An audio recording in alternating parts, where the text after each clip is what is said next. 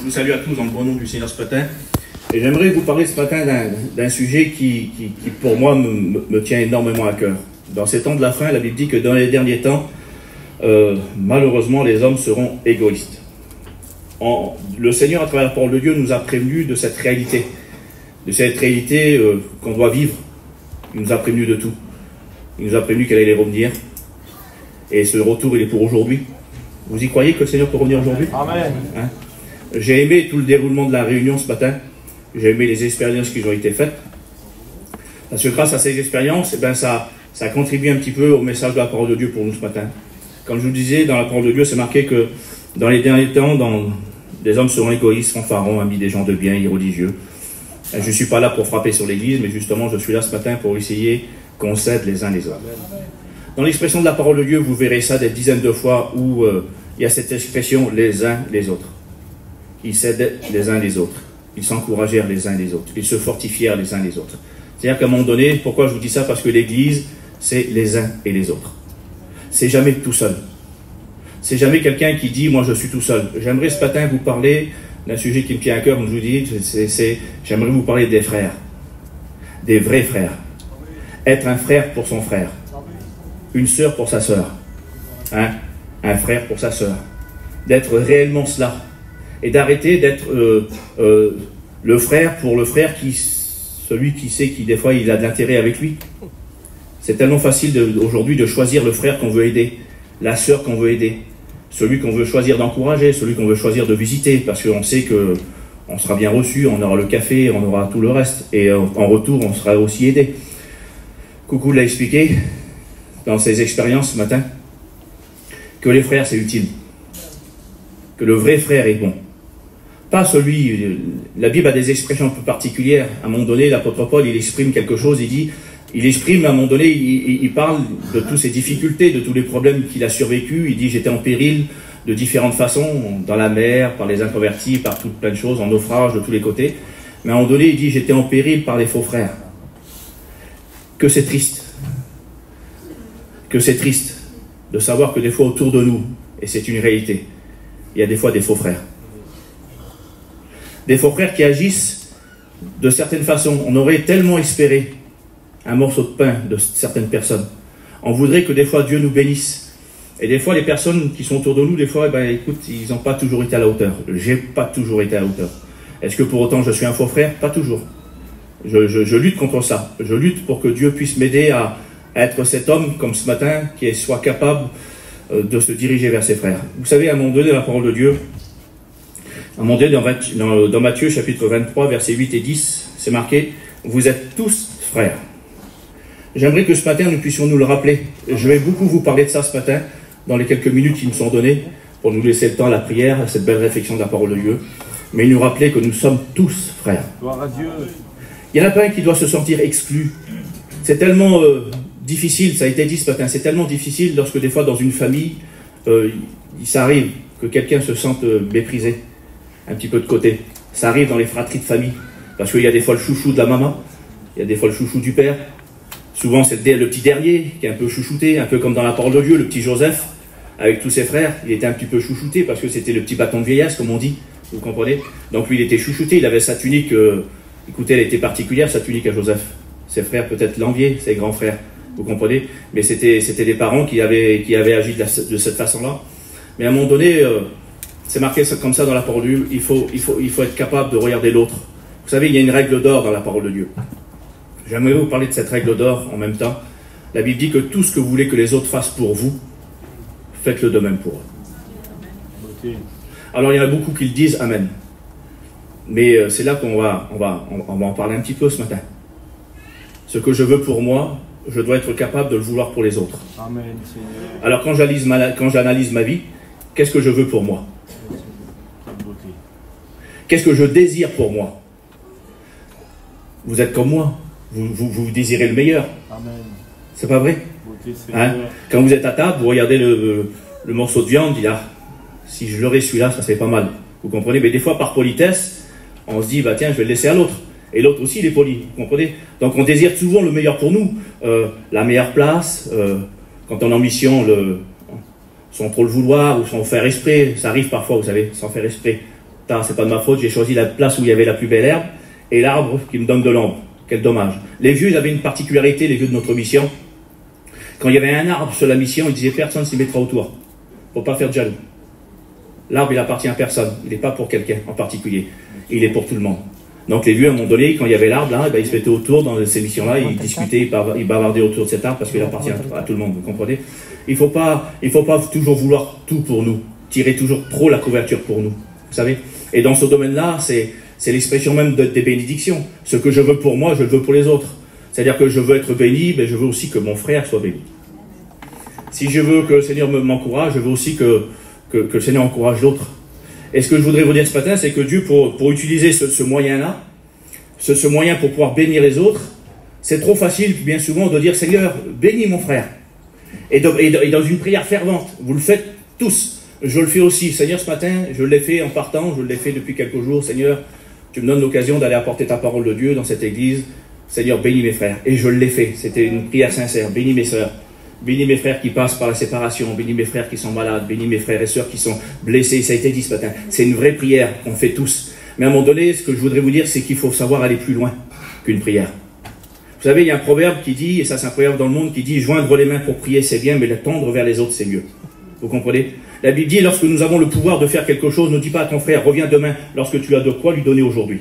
Ce que je voudrais vous rappeler ce matin, c'est que des fois, on est tous en capacité d'apporter quelque chose. Jésus, à un moment donné, dans l'expression de la parole de Dieu, il emploie des choses tellement simples. Il dit, si tu es capable d'apporter seulement un verre d'eau fraîche à ton frère, fais-le. Ça paraît rien, le petit verre d'eau fraîche. Mais le petit verre d'eau fraîche, selon l'expression de la Bible, c'était quelque chose de particulier. Vous comprenez bien qu'il n'y avait pas de frigidaire à l'époque, dans ce pays chaud et désertique. L'eau fraîche, par exemple, nous expliquait qu'il y avait 3 sortes d'eau. Il y avait l'eau des animaux, dans l'abreuvoir, qu'on tirait, qui n'était pas toujours potable et pas toujours propre pour les êtres humains. Il y avait l'eau des serviteurs qui servait et qui était un peu chaude, ça c'était pas particulier. Mais à un moment donné, le père de maison, le chef de maison, dans sa petite tente, imaginez-vous une petite tente de bédouin, des tapis par terre, c'était comme ça se passait. Dans des expressions historiques, il creusait un trou dans le sable et il mettait son eau à lui, sa petite jarre d'eau. Elle restait toujours fraîche.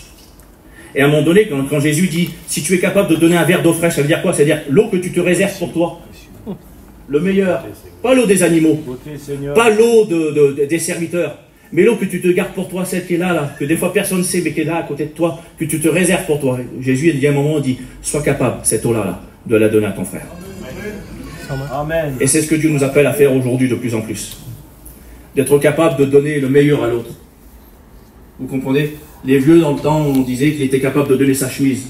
J'ai cette expression de mes vieux, moi. Quand ils voyaient un malheureux qui était sur une place, quand ils voyaient quelqu'un qui n'arrivait pas à s'en sortir, celui qui n'était pas trop vaillant, alors les vieux, ils avaient une façon de faire. Ils n'allaient pas vers lui, ils donnaient un billet de 10 000, parce que des fois, l'homme, il est à sa fierté, mais il le prenait dans l'auto, viens avec moi, on va chiner. Il restait dans l'auto, l'homme, il chinait, les vieux, ils faisaient ce qu'il y avait à faire, mais à la fin, il dit, tiens, là, ta part. Qu'est-ce que c'était bon d'être capable de le faire. On disait, tiens, ce vieux-là, il est capable de donner sa chemise. Vous comprenez? On est capable de le faire pour nos enfants. On prend le pain de notre bouche, on est capable de le donner à nos enfants. C'est l'expression qu'on donne. Mais à un moment donné, ce que Dieu, à un moment donné, il essaie de nous dire pour nous, dans ces temps de la fin, c'est être un frère pour son frère. Mais un vrai frère. Pas le frère qui dit, oui, mon frère, c'est embêtant, parce qu'il y a des frères embêtants parfois. Hein, que c'est vrai. Il y en a qu'il faut toujours soulever, qu'il faut toujours porter, qu'il faut toujours amener, qu'il faut toujours faire. Mais la Bible nous donne cette bonne occasion de le faire. Il faut le faire. Parce que si c'est vous... Alors moi, je remercie le Seigneur. Vous allez comprendre quelque chose. Il a vécu une expérience particulière, votre ancien. Il était à l'hôpital, il y a encore un peu. Il est en permission aujourd'hui. Hein. Il est en permission pour venir nous voir, mais son expérience va lui servir d'une façon extraordinaire. Vous savez pourquoi? Parce que ce qu'il a vécu, ce qu'il nous a expliqué. Alors je ne dis pas qu'il ne le faisait pas hier, mais demain il le fera encore plus. Il a compris à travers son expérience que le frère est utile. Que le frère qui envoie simplement un petit message, le frère qui fait simplement un petit sourire, le frère qui réellement dit bonjour, le frère qui réellement tend la main vers l'autre et qui est prêt à faire quelque chose, qu'est-ce que c'est bon? Qu'est-ce que c'est bon quand on voit ça? Vous comprenez? L'Église du Seigneur doit se démarquer de cette façon-là. La Bible dit, parce que si vous faites du bien seulement à celui qui vous savez qu'il est capable de vous faire du bien, il dit, vous ne valez pas mieux qu'un inconverti, pas mieux qu'un païen. Si vous offrez un bout de pain à celui que vous savez que demain il va être capable de vous redonner le bout de pain, vous ne valez pas mieux que les gens du monde. Mais savez, l'enseignement de la parole, il dit, si vous savez que si vous donnez quelque chose à quelqu'un que lui, il ne pourra pas vous redonner, vous en êtes sûr et convaincu, quelle belle récompense. Quelle belle récompense, parce que Jésus il dit, si vous faites cela au plus petit de mes enfants, Jésus dit, c'est à moi que vous le faites. J'aimerais ce matin qu'on puisse réaliser quelque chose, c'est que lorsque nous faisons quelque chose pour Dieu, lorsque nous voulons être un vrai frère et une vraie sœur, il faut le faire sans réfléchir. Il faut faire sans arrière-pensée. Il faut faire ça, il faut être vrai dans son cœur. Jésus nous appelle à être des hommes et des femmes vrais de plus en plus et d'être capables d'aider son frère. Gloire à Dieu. Vous savez, à un moment donné, c'est marqué comme ça, Moïse devenu grand. Il était devenu grand, il était devenu puissant. Il était l'homme qu'on connaît, il n'était pas encore le Moïse qu'on a connu, libérateur, mais la Bible dit que Moïse devenu grand, c'est marqué comme ça, se rendit vers ses frères. Quel bonheur. C'est parfois difficile, hein. Un petit va aller vers les petits, mais quand on est grand, quand on a une place, alors je sais que vos responsables le font là, et je ne suis pas en train de dire qu'ils ne le font pas, mais il faut être capable d'aller vers le plus petit. Il faut être capable de commencer par le plus petit. Il ne faut pas toujours commencer par le plus grand, par celui qui est là, par celui qui s'assit devant. Il faut être capable d'aller chercher celui qui est assis au fond là-bas. Vous comprenez? Et il faut commencer par lui. Trop souvent, on commence dans les églises par le devant, pour aller au fond. Et Jésus, lui, il a commencé le contraire. Il a été chercher la brebis perdue, celle qui était au fond, pour la ramener. Dieu nous enseigne ce matin à être réellement des hommes et des femmes qui prennent à cœur ces choses-là. Vous allez comprendre au terme de la parole de Dieu que c'est important d'être un vrai frère. J'insisterai beaucoup sur ce mot-là ce matin parce que j'ai pris conscience depuis quelque temps et Dieu m'a beaucoup parlé de ce domaine-là. Grégory, sois un frère pour tes frères. Sois un frère même pour celui qui des fois pas gentil. C'est pas facile, hein. Parce que la Bible dit que nous devons, la parole de Dieu dit, nous devons rendre le bien pour le mal qu'on nous fait. Tu m'as marché sur le pied, ça va te faire mal toi demain quand on marchera sur le pied. Hein? Ça vous fait du mal quand quelqu'un vous passe devant et qui vous a méprisé. Il a dit bonjour à 4 et à vous, il vous a sauté, il a dit bonjour à l'autre. Qu'est-ce que ça fait du mal, vous comprenez? Mais la Bible dit que nous devons au contraire lui rendre du bien, lui. Vous comprenez? Par notre exemple, par notre manière de faire, par ce que nous sommes, notre témoignage, nous devons le ramener, nous devons les gagner, dit la Bible. Nous devons gagner nos frères. Il faut tout faire pour cela. C'est pas toujours facile parce qu'on a notre raisonnement, on a nos raisons. Vous savez, quand on a tort, voilà, on s'excuse, excuse-moi, j'ai eu tort. Oui, mais quand vous avez raison, c'est pas facile. C'est plus difficile.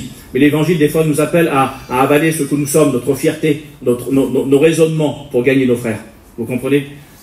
À un moment donné, dans toute la parole de Dieu, c'est marqué comme ça, la Bible dit que celui qui aime son frère demeure dans la lumière.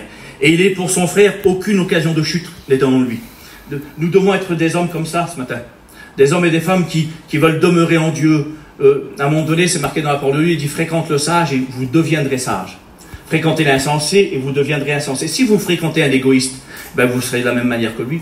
Mais si vous fréquentez celui qui a un cœur pour ses frères, un cœur pour Dieu, un cœur qui veut s'attacher à Dieu. Vous savez, à un moment donné, on avait ce jeune David, dans l'expression de la Bible, c'est marqué comme ça, David était l'homme selon le cœur de Dieu.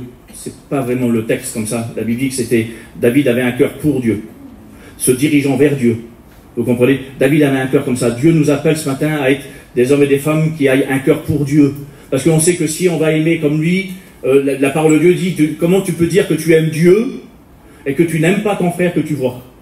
Le Dieu que tu ne vois pas, tu dis je t'aime, et vous allez le faire ce matin. Je t'aime, je te loue, je te rends grâce de ce que tu m'as sauvé, béni. Et c'est une prière qui est légitime parce que c'est vrai pour vous. Mais comment faire pour passer à côté de votre frère des fois et ne pas lui dire aussi je t'aime? Ne pas lui tendre la main. Alors vous allez dire oui mais c'est facile, il y a 600, 700 personnes autour de moi, je ne peux pas quand même dire bonjour à tout le monde. Oui mais si tu as l'occasion de le faire, si tu as la possibilité de le faire, ne remets pas au lendemain. Ne dis pas à l'autre, parce que si c'est toi qui passerais dans le besoin, écoute, tu voudrais que les gens le fassent. Tu voudrais que les gens te fassent un petit sourire, tu voudrais que les gens te disent bonjour. Tu voudrais que quand tu es malade, les gens viennent te visiter. Vous comprenez? À un moment donné, il y avait une vieille histoire que j'avais écoutée lorsque j'étais plus jeune. À un moment donné, dans cette histoire, c'était un vieux monsieur cordonnier dans l'histoire, et il avait reçu l'assurance que le Seigneur allait venir le visiter le lendemain.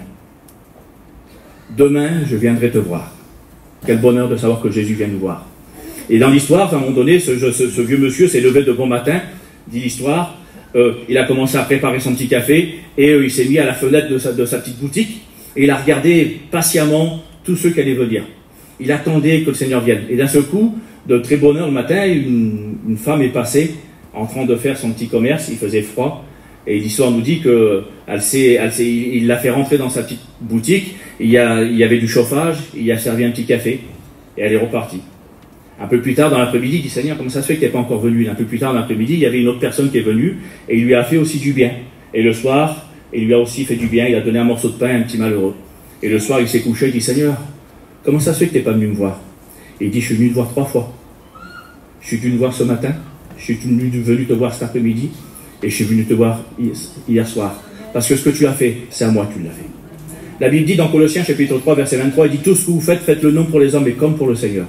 J'aimerais ce matin animer vos cœurs, animer mon cœur, à faire réellement quelque chose pour l'autre, mais comme pour le Seigneur. Parce que si vous le faites pour la personne, écoutez, c'est pas toujours facile. Lorsque je regarde certains qui sont autour de moi, écoutez, c'est dur. Il faut que je lutte. Le Seigneur, il sait, il faut que je lutte. Il faut que j'y fasse du bien. Il faut que j'y fasse du bien parce qu'il en a besoin. Pas parce que je suis meilleur, mais parce que j'ai l'occasion de comprendre qu'il a besoin de comprendre qu'il faut que j'y fasse du bien. Pas parce que c'est moi, pas parce que c'est vous, mais parce qu'il en a besoin, vous comprenez. Et quand on est conscient de cela, il faut le faire. À un moment donné, dans toutes les expressions de la parole de Dieu, il y en a plein. La Bible dit, c'est marqué comme ça dans Job, chapitre 6, verset 14. La Bible dit que celui qui souffre a droit à la compassion de son frère, même s'il abandonnerait la crainte du Tout-Puissant. Celui qui souffre, il a le droit. Parmi nous, autour de nous, il y a des gens qui ont souffert et qui souffrent parce que ce sont des rétrogrades qui sont partis loin du Seigneur. Parce qu'il y a le péché qui, des fois, règne dans leur vie. On n'a pas le droit, selon l'expression de la Bible, de les laisser dans leur souffrance. Nous devons être capables, à un moment donné, de se lever, de dire, Seigneur, je vais aller y apporter un morceau de pain. On n'a pas le droit de choisir celui à qui Dieu nous demande d'apporter le pain. Vous savez, dans la parole de Dieu, j'ai vécu cette expérience il y a 2 ans en arrière. Et je vous l'explique vite fait, sans vous dire qui c'est et la manière que c'est fait, mais il y avait un garçon qui avait commis quelque chose d'abominable, son foyer divorcé. Et à un moment donné, sans trop chercher, c'est venu frapper à ma porte. Et le besoin était devant moi. La solution était là. Le problème était grand pour ce garçon-là. Il est toujours dans le problème. Il est toujours dans la misère. Il est toujours dans des situations un peu particulières. Et à un moment donné, je dis, Seigneur, comment faire pour aider ce genre de personne, ce genre de péché? Comment le faire? Et Dieu me disait, Grégory, il dit, c'est pas à toi de choisir qui je t'envoie. Ce que je te demande à toi, c'est d'être capable d'apporter du pain. Et Dieu me parlait dans mon cœur, il dit, écoute, Grégory, un jour, il y a eu une expérience qui s'est passée dans la parole de Dieu. Un homme est venu vers un autre et lui a dit, écoute, j'ai un de mes amis qui est venu de voyage et j'ai pas de pain à lui donner. Il est venu déranger celui que j'ai appelé pour vous ce matin, l'homme riche en pain. Vous comprenez? Celui qui est riche en pain, celui qui est capable d'apporter au-delà de ce qu'on peut croire et espérer. Il l'a tellement rongé, il l'a tellement insisté, il lui a tellement demandé, il l'a tellement importuné l'autre, et c'est ce que j'ai voulu faire ce matin. C'est ce que nous devons faire, de nous être capable ce matin de dire, Seigneur, j'ai pas le pain pour cette situation. Et on en est tous conscients. Devant les situations d'être un vrai frère pour l'autre. Des fois, on se trouve démunis. C'est pas toujours facile. C'est pas toujours facile de dire, je veux être capable d'apporter le bout de pain. Mais la Bible dit qu'on ne peut pas donner si on n'a pas reçu. Je vous invite ce matin à rechercher le pain du Seigneur. Qu'est-ce que c'est bon d'avoir du pain? Qu'est-ce que c'est bon de dire, je veux du pain et je ne le garde pas que pour moi. On a trop de pain qui devient sec dans nos maisons et que des fois on jette.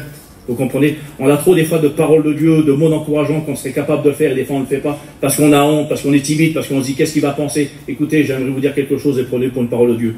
Vaut mieux faire quelque chose en se trompant que de ne pas le faire.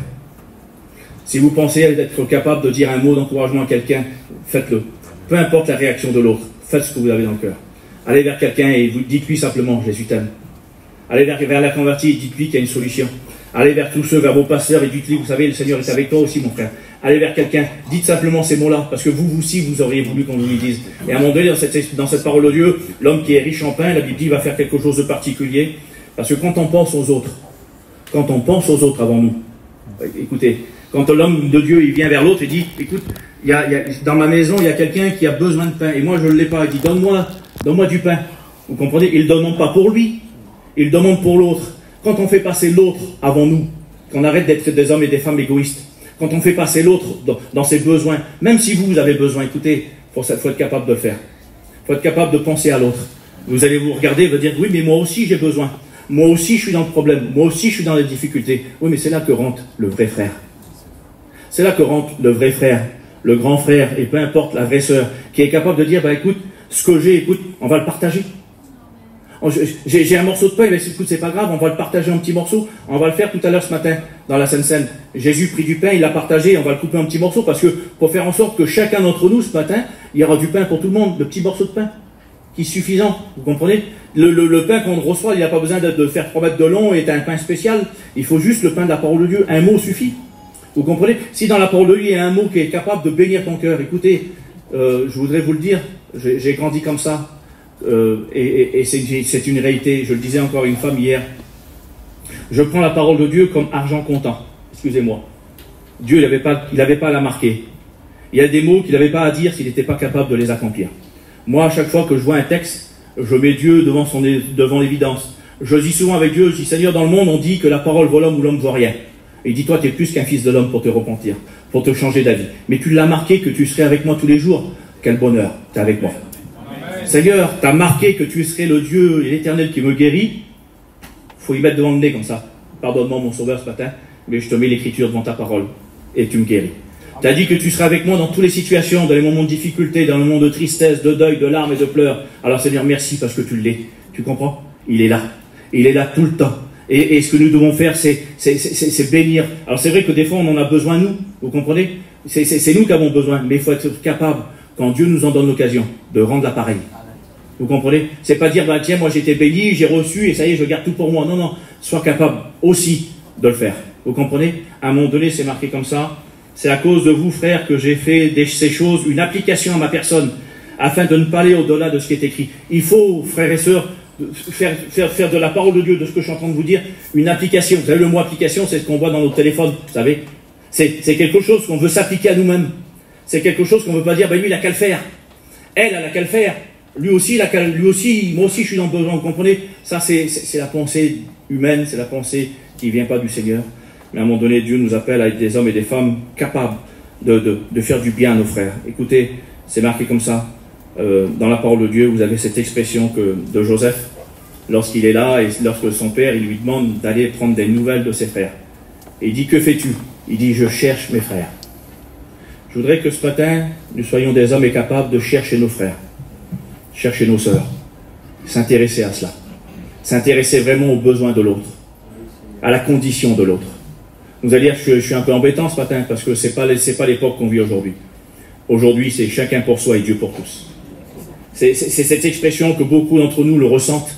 On est des fois sur une place, on est des fois dans la réunion, et c'est chacun pour soi et Dieu pour tous. Écoute mon frère, je ferai une prière pour toi, et ça suffit. Hein? Je prierai pour toi, hein? Oui, mais lui, il veut plus qu'une prière. Et Dieu nous appelle à faire plus qu'une prière. Comme je disais tout à l'heure, joindre les mains pour prier, c'est très bien, mais Dieu nous appelle ce matin à les ouvrir pour l'autre. Être capable de donner à l'autre. Et donner à l'autre, c'est pas seulement une petite prière, c'est d'aller plus loin, c'est se donner soi-même, c'est de donner de son argent, c'est de donner de son temps, c'est de faire le nécessaire pour que l'autre s'en sorte, pour que l'autre puisse y arriver, pour que l'autre puisse arriver à se sortir de ce qu'il est. Vous comprenez? Le frère, c'est marqué comme ça, c'est celui qui veut, c'est marqué comme ça, c'est celui qui veut et ne pas être dans les ténèbres. Il veut s'en sortir, il veut faire en sorte que l'autre aussi s'en sorte. Vous savez, dans la parole de Dieu, il y a plein de situations comme ça. C'est marqué dans Philippiens chapitre 4, verset 8 et verset 9, il dit « Au reste, frères, tout ce qui est vrai, tout ce qui est honorable, tout ce qui est juste, tout ce qui est pur, tout ce qui est aimable, tout ce qui est vérité, mérite l'approbation, et ce qui est vertu et digne de louange soit l'objet de vos pensées. » Amen. Dans l'autre, je disais ça ce matin à Tony, qui était sur la place avec nous. Je dis, Tony, si je regarde à l'autre, trop souvent je vois le mauvais côté. Le diable, la chair, veut me faire voir le mauvais côté. Le diable, la chair, veut me faire voir le défaut de l'autre. Vous comprenez? Mais dans chaque personne, dans chaque chrétien, il y a du bon. Vous comprenez? Il t'a marché sur les pieds. Oui, mais écoute, peut-être qu'il n'a pas fait exprès. Ne juge pas tout trop vite. Prie pour lui. Essaye de voir le bon côté. Vous comprenez? J'aimerais ce matin que réveiller votre conscience et votre raisonnement intérieur pour chercher réellement le bon côté. Vous savez, dans la parole de Dieu, il y a un texte, je l'ai marqué ici. C'est dans Matthieu. Dans Matthieu, à un moment donné, il y a un homme qui vient vers Jésus et il lui pose la question. Il dit, Seigneur, Maître, il dit, quel est le plus grand commandement? Et d'un seul coup, Jésus va parler et dit, le plus grand commandement, écoute, tu aimeras le Seigneur ton Dieu de tout ton cœur, de toute ton âme et de toute ta pensée. Ça, c'est le premier et le plus grand des commandements. Mais il dit, voici le second, qui lui est semblable. Ça m'a touché. Le second qui lui est semblable. C'est-à-dire qu'il est pareil. C'est la même chose qu'aimer Dieu. Il dit, tu aimeras ton prochain comme toi-même. Tu aimeras ton frère comme toi-même. C'est la même chose. C'est quelque chose qui est terrible, c'est quelque chose qui me bouleverse à moi. C'est-à-dire que je suis là, dans plein d'adoration, Seigneur, je t'aime, et je lève les bras au ciel, parce qu'on est tous des chrétiens, on aime le Seigneur. Il nous a sauvés, il nous a fait du bien, il nous a guéris, il nous a préparé une place dans le ciel. Écoutez, c'est toute l'espérance que nous avons. Et nous l'aimons, et vous l'aimez ce matin. Mais à un moment donné, Dieu nous appelle à quelque chose qui est semblable à cela. C'est aimer son prochain comme soi-même. C'est aimer son frère. C'est ne pas le mépriser, ne pas le regarder de travers, de tout faire pour que notre frère puisse être bon. Si vous considérez que quelqu'un à côté de vous n'est pas bon, eh ben faites tout pour qu'il devienne bon. Si vous considérez que quelqu'un il a du mal, ben faites tout, vous qui êtes fort, vous qui êtes grand, vous qui vous croyez plus grand et plus important ou dans une bonne situation, faites tout pour aider l'autre. Vous comprenez? Dieu nous appelle à cela ce matin, à aider nos frères. Vous savez, dans la parole de Dieu, à un moment donné, il y a cette expression qui est belle, vous le lirez ça dans la parole de Dieu, je retrouve ma petite note, dans le livre de Thessaloniciens. Dans tout le livre de Thessaloniciens, il est marqué 18 fois le mot frère. Et je voudrais juste vous parler vite fait de ces 18 mots, vite fait. La Bible dit dans le chapitre 1, verset 4, « Nous savons, frères, que bien-aimés de Dieu, que vous avez été élus. » Dieu nous encourage ce matin pour dire que nous sommes des enfants élus, choisis par Dieu. Et un frère, c'est une situation qui est importante, ce que nous sommes. Nous sommes des chrétiens élus de Dieu. Au chapitre 2, verset 1, il dit, « Vous savez vous-même, frère, que notre arrivée chez vous n'a pas été sans résultat. » Un frère, quand il vient quelque part, un vrai frère, il y a toujours des résultats. Il se passe toujours quelque chose. Il se passe toujours quelque chose parce qu'il ne vient pas tout seul, il ne vient pas les mains vides, il vient avec une parole de Dieu, il vient avec un mot particulier. Seulement, comme je dis tout à l'heure, il recevait des petits SMS. Ça va aller. Ça ne veut rien dire pour certains, ça va aller. C'est tellement cru, c'est tellement inutile ce petit mot, ça va aller. Écoute, je prie pour toi. C'est tellement bête pour certains. Vous comprenez? Et quand on regarde un frère et dit, écoute mon frère, le Seigneur est avec toi, ça paraît tellement simple et tellement, celui qui en a besoin, c'est tellement fortifiant pour lui. Vous comprenez? Lui, il saisit comme une parole de Dieu. Et c'est ce que Dieu nous appelle à être ce matin. Et dans toute la parole de Dieu, il y a toutes ces expressions qui sont particulières d'être tous là pour les autres. Vous comprenez? Dieu nous appelle à être réellement des frères pour ses frères. Écoute, à un moment donné, dans Genèse chapitre 37, comme je vous dis tout à l'heure, l'histoire de Joseph, son père, il est là, et il lui dit, écoute, je veux t'envoyer vers tes frères. Et lui, il va dire quelque chose, Joseph, il répondit, me voici. Quel bonheur. Je voudrais vous mettre devant cette réalité. Dieu peut vous envoyer vers vos frères. Amen. Quelle va être votre réponse? Allez, êtes-vous ces hommes et ces femmes ce matin, ces frères et sœurs, qui soient capables de dire, me voici. Me voici avec ce que je suis. Me voici avec mes défauts, mes incapacités. Mais si c'est Dieu qui vous envoie, si c'est Dieu qui vous pousse à le faire, si c'est Dieu qui vous dit, va vers ton frère, va vers ta sœur. À un moment donné, c'est marqué comme ça, je vous l'ai dit tout à l'heure, verset 16, que cherches-tu des hommes, celui-ci? Et Joseph répondit, je cherche mes frères.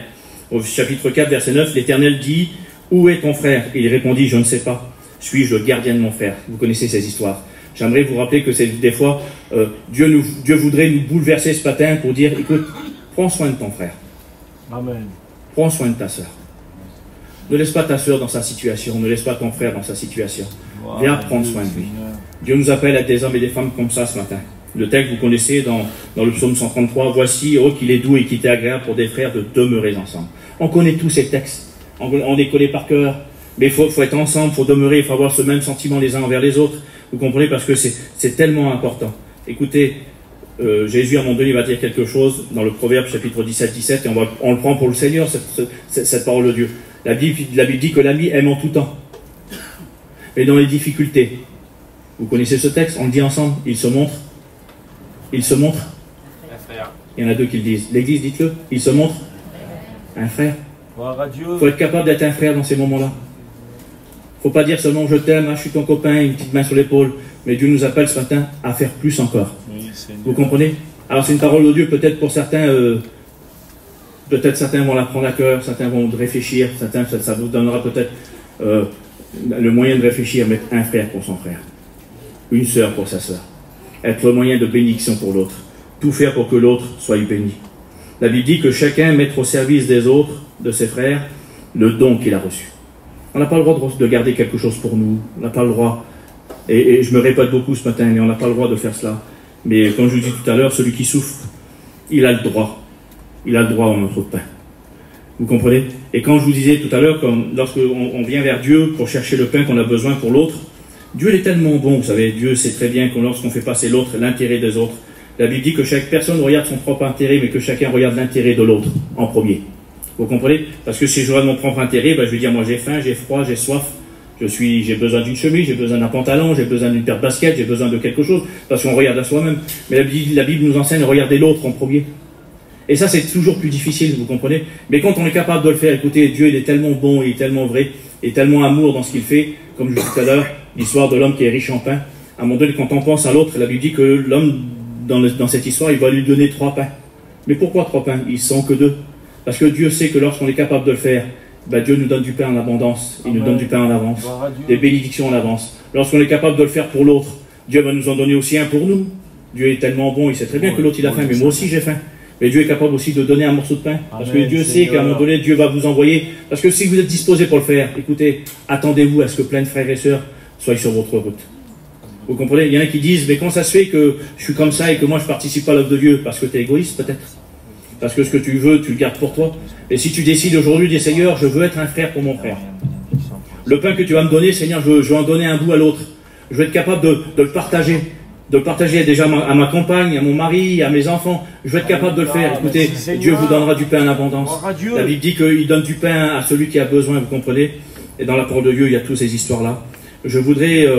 j'ai marqué plein de choses, mais je pense qu'il est temps, parce qu'il va être un peu tard, qu'on se place devant le Seigneur. Alléluia. La Bible dit, tout ce que vous faites, faites-le de bon cœur, comme pour le Seigneur et non pour les hommes. Merci, Seigneur. Sachant que vous recevrez du Seigneur l'héritage pour récompense. Vous savez, Dieu, à un moment donné, dans la parole de Dieu, il dit, de qui suis-je le débiteur? À qui je dois des comptes? Dieu ne doit des comptes à personne. Vous êtes d'accord avec moi, les frères? Serviteurs de Dieu, vous êtes d'accord? Amen. Dieu ne doit des comptes à personne, hein? Eh bien, j'ai trouvé un texte. Quel bonheur. Beauté, Seigneur. Écoutez, la Bible dit que celui qui donne aux pauvres,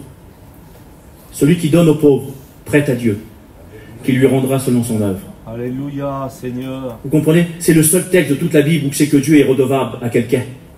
Lorsque tu feras du bien à quelqu'un autour de toi, fais-le pas comme si tu dis, tiens, lui, il va me redonner. Fais-le parce que tu sais que Dieu, à un moment donné, écoute, il est capable de te redonner.